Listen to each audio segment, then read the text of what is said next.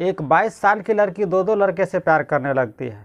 एक तरफ वह कुंवारा लड़का से प्यार कर रही थी तो दूसरी तरफ शादीशुदा लड़के से भी वह प्यार करने लगती है और शादीशुदा लड़के के दो दो बच्चे भी थे। इसके बावजूद भी वह लड़की उस लड़के से प्यार करने लगती है। लेकिन कुछ दिनों के बाद दोनों लड़के ही उस लड़की से शादी करना चाहता है। बीच में लड़की फंस जाती है क्योंकि वह दोनों लड़के से तो शादी कर नहीं सकती। तब वह लड़की एक बॉयफ्रेंड को जान से मरवाने का प्लान बनाती है और सचमुच में वह एक बॉयफ्रेंड को जान से मरवा भी डालती है और उसी दिन वह दूसरे बॉयफ्रेंड से शादी रचा लेती है। और यह मामला कहाँ का है और यह लड़की किस तरह से प्लान बनाती है एक बॉयफ्रेंड को मरवाने के लिए, आइए कहानी के आगे जानते हैं।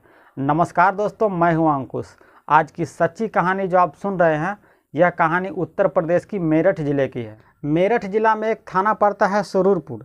इस सुरूरपुर थाने में 18 फरवरी 2024 को एक लड़की के परिवार आता है और कंप्लेन लिखाती है कि उसकी 22 साल की लड़की, जिसका नाम ललिता है, पड़ोस में ही रहने वाले 23 साल के गौरव नाम के लड़का उसकी बेटी को बहला फुसलाकर भगा कर ले गया। आप हमारी बेटी को ढूंढने में जल्द से जल्द मदद कीजिए और उस गौरव को जेल के अंदर में डालिए।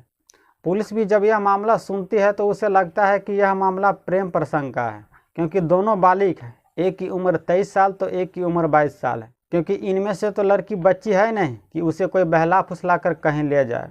वह अपनी मर्जी से गया होगा। पुलिस को यह बात लगता है। यह किसी को भी लगेगा कि 22 साल की लड़की और 23 साल का लड़का जब घर से भागता है तो वह अपनी मर्जी से भागा होगा। वह एक दूसरे से प्यार करता होगा, इसीलिए वह भागा है। खैर, पुलिस इस मामले की FIR लिख लेती है और लड़की के माँ बाप को कहती है कि ठीक है, आप लोग घर जाइए, हम आपकी बेटी को ढूंढने की कोशिश करते हैं। पुलिस इस केस में ज़्यादा इंटरेस्ट लेती नहीं है। पुलिस को पता था कि लड़का और लड़की दोनों बालिग है, यह एक दूसरे से प्यार करते होंगे और घर के लोग इस रिश्ता से नाखुश होगा, इसलिए दोनों घर से भाग गया है और यह दोनों अपने मर्जी से भागा है। पुलिस को ऐसा लगती है। इसके 5 घंटे के बाद लड़के के माँ बाप सुरूरपुर थाने में रिपोर्ट लिखाने आती है। अब से 5 घंटा पहले जो लड़की के माँ बाप रिपोर्ट लिखाने आई थी कि पड़ोस में रहने वाले गौरव नाम के लड़का ने उसकी बेटी को बहला फुसलाकर कहीं लेकर भाग गया है। अब गौरव के माँ बाप पुलिस को यह कह रही है कि वह कल से ही गायब है और उसका फ़ोन लगातार स्विच ऑफ आ रहा है और वह सारे रिश्तेदार और दोस्तों सबसे भी गौरव के बारे में पता लगा लिया है, लेकिन गौरव का कहीं कुछ पता नहीं चल रहा है। आप हमारे बेटे को जल्द से जल्द ढूंढने में मदद कीजिए। पुलिस गौरव के माँ बाप से यह पूछती है कि आपके पड़ोस में ललिता नाम की लड़की को आपका बेटा जानता है, क्या दोनों के बीच कुछ रिश्ता था? तब लड़के के माँ बाप उस लड़की के बारे में यह कहता है कि मेरा बेटा 2 सालों से उसको जानता था और वह एक दूसरे से प्यार करता था और यहाँ तक कि वह एक दूसरे से शादी भी करना चाहता था, लेकिन मेरा बेटा कल से गायब है और उसे कहीं कुछ पता नहीं चल रहा है। पुलिस को जो शक हो रहा था कि ललिता और गौरव के बीच में कुछ रिश्ता है, अब यकीन में बदल जाता है कि वह एक दूसरे को जानता था, एक दूसरे से प्यार करता था और यह मामला प्यार प्रसंग का ही है। अब पुलिस को यकीन हो जाता है और पुलिस गौरव के माँ बाप को यह दिलासा देता है कि ठीक है, आप लोग घर जाइए, हम आपकी बेटा को ढूंढने में मदद करते हैं। यह कहने के बाद गौरव के माँ बाप अपने घर वापस आ जाता है। पुलिस को गौरव के माँ बाप से यह पता चल चुका था कि गौरव और ललिता एक दूसरे से प्यार करता है और एक दूसरे से शादी भी करना चाहता था। तब पुलिस को समझने में यह देर नहीं लगती है कि यह दोनों जो घर से भागा है, यह शादी करने के लिए ही घर से भागा है। पुलिस इस भरोसे पे बैठी रहती है और लड़के के माँ बाप की कंप्लेन का पुलिस FIR नहीं करती है और अगले दिन बीत जाता है, यानी अब 18 तारीख से हो जाता है 19 फरवरी 2024। सुरूरपुर थाना के अंदर में आने वाला एक दूसरा गांव जिसका नाम मोर कला होता है, वहां से एक शख्स सुरूरपुर थाने में पुलिस को फ़ोन करता है और कहता है कि खेत में एक नवयुवक की लाश पड़ी है जो आधा जली हुई है। यह बात सुनकर पुलिस फ़ौरन हरकत में आती है और मोर कला गाँव में उस खेत में पहुँचती है जहाँ पर एक नवयुवक की लाश होती है। पुलिस उस लाश को देखती है कि चेहरे को बुरी तरह से जला दिया गया है और उसके गर्दन पे किसी नुकीले चीज़ जैसे चाकू और छुरी से कई वार किया गया है और उस लाश पे एक भी कपड़ा नहीं था। शरीर का ऊपरी हिस्सा बिल्कुल जल चुका था। चेहरा देखकर पहचानना नामुमकिन सा था। शरीर पे एक भी कपड़ा नहीं होने के कारण लाश को पहचानना नामुमकिन सा था। उस लाश को देखने से ऐसा लग रहा था कि यह लाश जिस किसी लड़का का हो, यह 22 से 25 साल का लड़का है। खैर, पुलिस उस लाश की कई तस्वीर खींचती है और इसके बाद उस लाश को पोस्टमार्टम के लिए भेज देती है। एक दिन पहले पुलिस स्टेशन में आकर गौरव की मां ने यह बताया था कि उसका 23 साल का लड़का घर से गायब है। पुलिस को यह संदेह हो रहा था कि यह लाश कहीं गौरव की ही तो नहीं है, लेकिन चेहरा बुरी तरह से जला हुआ है। खैर पुलिस गौरव के माँ बाप को कांटेक्ट करती है और कहती है कि हमें एक लाश मिला है, आप आकर देख लीजिए कहीं यह गौरव की लाश तो नहीं है। गौरव के माँ बाप दिल पे पत्थर रखकर मुर्दे घर में उस लाश को देखने जाता है और जैसे ही वो लोग उस लाश को देखता है तो वह रोने धोने लगता है, वह चीखने चिल्लाने लगता है और कहता है कि हाँ यह गौरव की ही लाश है। आखिर माँ बाप तो माँ बाप होता है। चेहरे को बुरी तरह से जलाने के बावजूद भी गौरव के माँ बाप गौरव की लाश को पहचान लेता है और यह वाकई में गौरव की लाश थी। यह बात बाद में डीएनए टेस्ट से पता चल जाता है। लेकिन यह क्या मामला था, एक दिन पहले गौरव की गुमशुदगी की रिपोर्ट लिखाई थी और दूसरी तरफ लड़की के माँ बाप ने गौरव के खिलाफ रिपोर्ट लिखाई थी कि गौरव ने बहला फुसलाकर उसकी बेटी को भगा के ले गया है। लेकिन यहाँ तो गौरव की लाश मिलती है। पुलिस को यह भी शक हो रहा था कि कहीं ललिता का भी तो कत्ल नहीं हो गया है।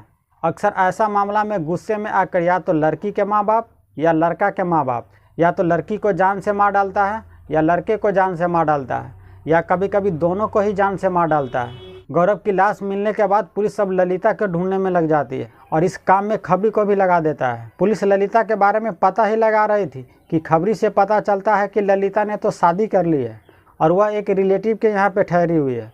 जैसे ही यह बात पुलिस सुनती है तो पुलिस को भी थोड़ा झटका लगता है, क्योंकि ललिता के माँ ने तो यह रिपोर्ट लिखाई है कि ललिता गौरव के साथ भाग गई है, लेकिन गौरव का तो कत्ल हो गया है। तब ललिता किससे शादी की है? खबरी के बताए हुए जगह पे पुलिस जाती है तो देखती है ललिता सचमुच में शादी कर चुकी है। उसके हाथ में अभी भी मेहंदी का रंग लगा हुआ है, यानी यह कुछ दिन पहले ही शादी की है। आपको जानकर हैरानी होगी कि ललिता को पहले से ही पता था कि गौरव का कत्ल हो चुका है और पुलिस ने भी बताया था। लेकिन यह सब जानने के बावजूद भी ललिता के चेहरे पे कोई दुख, तकलीफ और तनाव नहीं था, क्योंकि अक्सर ऐसा रिलेशनशिप में किसी का कत्ल हो जाता है तो उस पर दुखों का पहाड़ टूट जाता है। लेकिन ललिता पे इस पे कोई असर ही नहीं पड़ा था। पुलिस ललिता को गिरफ्तार कर थाने में लाती है, फिर उससे पूछताछ करती है। तब ललिता सारा सच बताती है। ललिता बताती है कि जहाँ वह रह रही थी उसके ठीक सामने एक गौरव नाम के लड़का से वह प्यार करती थी। गौरव पेशे से ट्रैक्टर ड्राइवर था, वह ट्रैक्टर चलाया करता था और वह दोनों एक दूसरे से 2 सालों से रिलेशनशिप में था। लेकिन ललिता पिछले 6 महीना से वह जॉब करने लगी थी।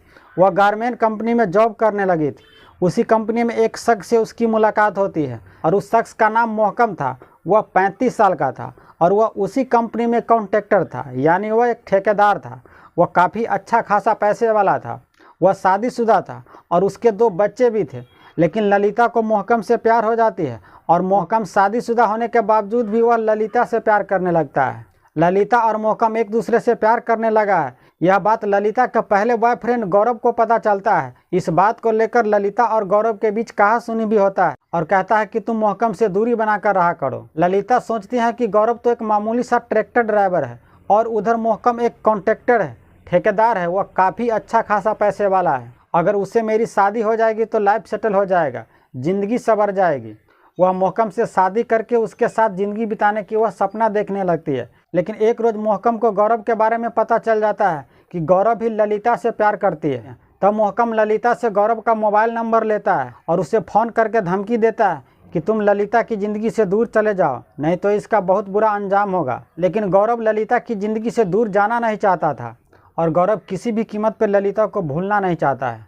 कुछ वक्त बीतता है और ललिता को लगती है कि गौरव उसकी ज़िंदगी से इतनी आसानी से जाने वाला नहीं है और उधर मोहकम काफ़ी पैसे वाला है, अगर उससे शादी हो जाए तो उसकी ज़िंदगी संवर जाएगी।